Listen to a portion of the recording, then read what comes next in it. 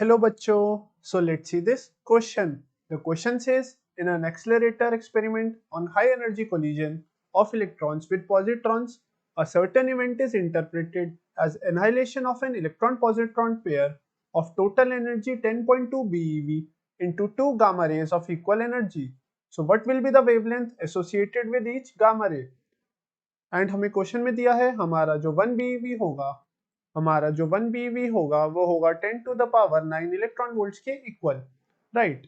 तो देखिए हमारी जो इलेक्ट्रॉन पॉजिट्रॉन पेयर से जो एनाइलेशन पे एनर्जी रिलीज होती है वो हमें दे रखी है, एनर्जी जो हमें दे रखी है वो दे रखी है 10.2 BeV। So 10.2 into 10 to the power 9 electron volts की एनर्जी हमें गिवन दे रखी है। तो अगर हम इस एनर्जी को जूल्स में लिखे, इस एनर्जी को इलेक्ट्रॉन वोल्ट से जूल्स में लिखे, तो हमें इसको मल्टीप्लाई करना पड़ेगा 1.6 into 10 raise to the power -19 से to convert into joule, to convert this answer into joule. तो बेसिकली हमारा आएगा 10.2 into 10 raise to the power 9 multiplied by 1.6 into 10 raise to the power -19। तो यहाँ से हमारी एनर्जी आ जाएगी बच्चों in joules 1.632 into 10 raise to the power -9 joules के बराबर। तो बच्चों हमारी जो एनर्जी आएगी इन जूल्स वो आएगी 1.632 into 10 raise to the power -9 joules के बराबर।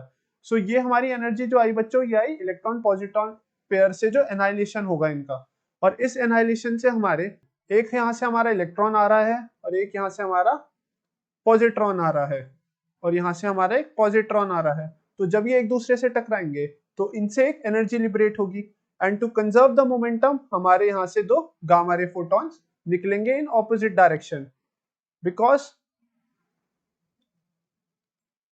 और ये इनका जो मोमेंटम होगा ये कंजर्व्ड रहेगा, तो ये ऑपोजिट डायरेक्शंस में निकलेंगे, और जो ये ऑपोजिट डायरेक्शंस में निकलेंगे इनकी एनर्जी हाफ हाफ में स्प्लिट हो जाएगी।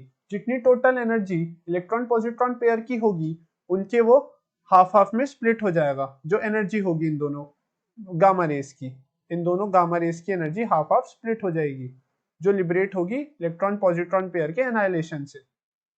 तो हमारी energy of one gamma ray is equal to E, इसको हम देते हैं ई प्राइम, इसको हम ई प्राइम बोलते हैं, तो ई प्राइम ओवर 2 के बराबर होगी हमारी एनर्जी ऑफ वन गामा रे।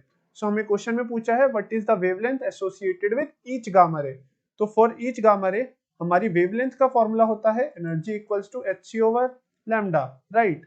ये हमारे फॉर्मूला होता है for the energy of the corresponding wavelength of the gamma ray. यहाँ पे हमारा लैम्डा है फॉर द गामा रे, और हमें बेसिकली ये गामा की वैल्यू ही निकालनी है। तो एनर्जी यहाँ पे हमारी है E prime over 2 is equal to hc over lambda for the gamma रे।